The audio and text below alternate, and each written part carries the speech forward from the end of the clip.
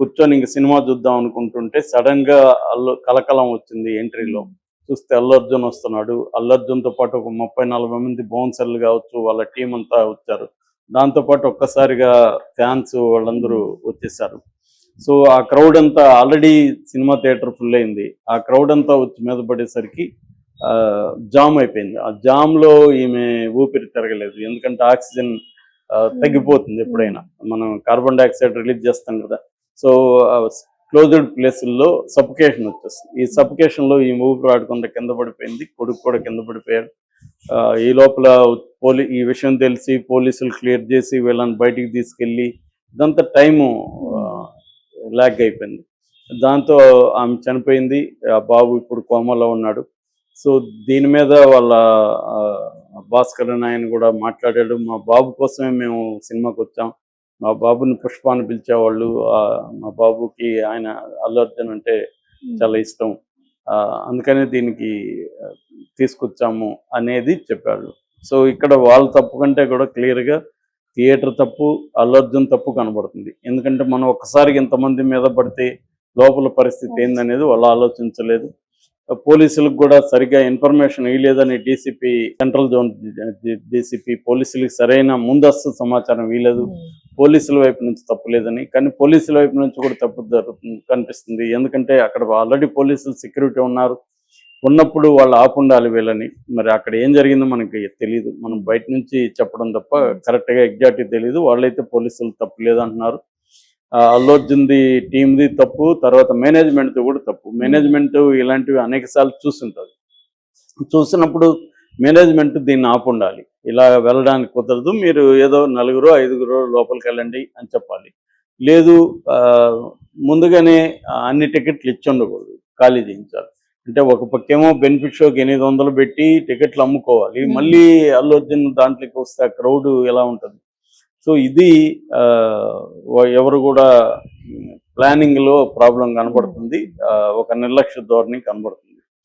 So, అందుకని ఇప్పుడు దాని మీద అల్లు అర్జున్ సెక్యూరిటీ మేనేజర్ మీద, తర్వాత థియేటర్ యాజమాన్యం మీద బిఎన్ఎస్ చట్టం కింద 105, 118 కింద కేసులు పెట్టారు.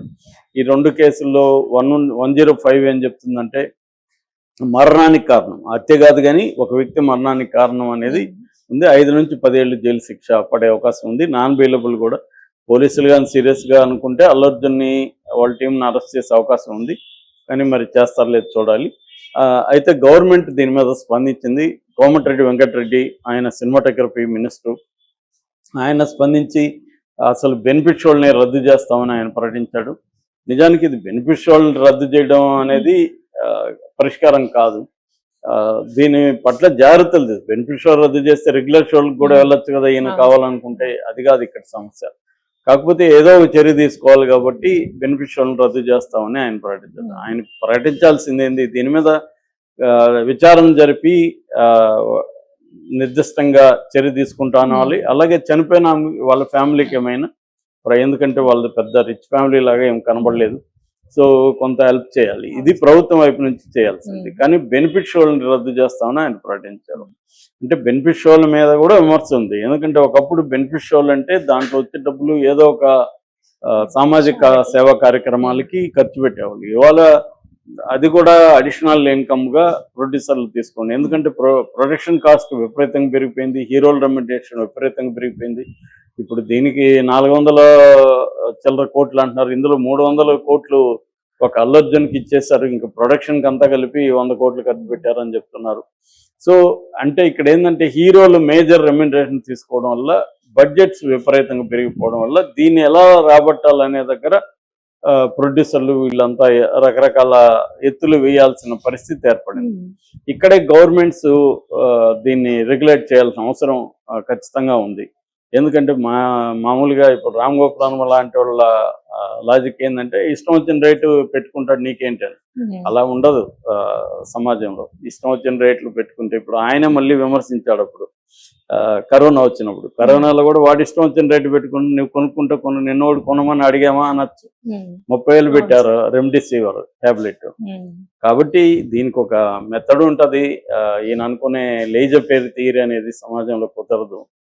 సో ప్రతిదానికి రెగ్యులేషన్స్ ఉంటాయి, ప్రతి బిజినెస్కి రెగ్యులేషన్స్ ఉంటాయి. ఎందుకంటే దీంట్లో కంపీట్ అవ్వాల్సిన రకరకాల పద్ధతులు, ఇదేమంత ఫెయిర్ బిజినెస్ ఏమి ఉండదు.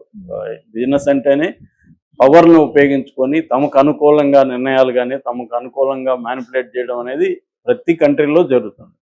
సో జరిగినప్పుడు దీనికి కొంతన్నా రెగ్యులేషన్స్ లేకుండా విచ్చలవిడిగా వదిలేస్తే ఇది ఆటవిక రాజ్యం లాగా మారిపోతుంది. అందుకని రెగ్యులేషన్స్ అవసరం ఖచ్చితంగా. సినిమా కూడా బిజినెస్ అన్నప్పుడు ప్రతి బిజినెస్కి రెగ్యులేషన్స్ ఉంటాయి. ఎందుకంటే ఈ బిజినెస్కి సంబంధించి రాయితీలు గవర్నమెంట్ ఏర్పాటు చేస్తుంది, ఇన్ఫ్రాస్ట్రక్చర్ ఇస్తుంది, థియేటర్లకి రాయితీలు ఉంటాయి. సో అనేక రూపాల్లో వీళ్ళకి ఇస్తారు. ఇప్పుడు అలాగే వీళ్ళు టికెట్ రేట్ పెంచుకోవడానికి దీనికంతా కూడా ఎందుకు ఇవ్వాలి మరి ప్రభుత్వం? మీ ఇష్టం వచ్చినట్టు రెగ్యులర్గా పెంచుకోండి అని వదిలేస్తే